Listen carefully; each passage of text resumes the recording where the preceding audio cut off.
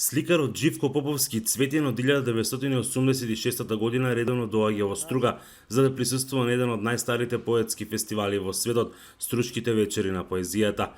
На добитниците на највисокото признание наградата Златен венец им подарува негова слика на која е насликано цвеќето на мирот. Секоја година пуштаме во Охридското езеро една порака за мир со потписите на сите поети што учествуваат минатата година, предминатите години.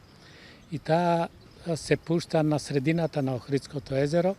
Поповски се потсетува дека на почетокот фестивалот бил многу попосетуван отколку што е денес. По старите стружани пак дека целиот народ некогаш живеел за фестивалот, а граѓанството учествувало во неговите подготовки.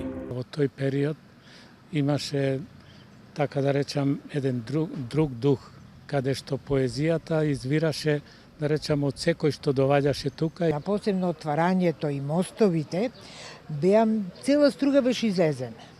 Посетени беа многу, што сега гледам дека недостасува публика. Зошто е тоа така? Има многу фактори сигурно. Поетот Ивица Чепаровски вели дека Струшките вечери денес успешно се прилагодуваат на новите времиња. Во однос на публиката се менува, порано беше масовен со оглед на општеството и социјалистичкиот пристап. Сега е постеснет фестивалот, но поупатена е публиката која што доаѓа, така што добива една друга димензија самиот фестивал. Се инсистира на квалитетна публика, на целна публика која се разбира.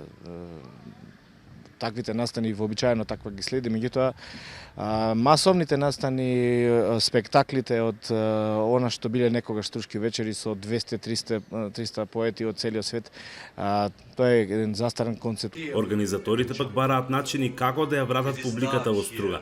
Значи од Скопје до Струга ќе има организиран превоз, бесплатен превоз, со кој што љубителите на публиката кои што од објективни причини се спречени да останат подолго време на фестивалот, ќе може да дојдат, да го проследат отварањето на програмските содржини и да се вратат истата вечер.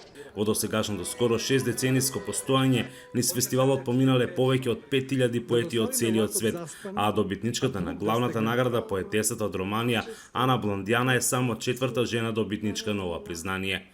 Од Струга за Гласот на Америка, Мики Трајковски.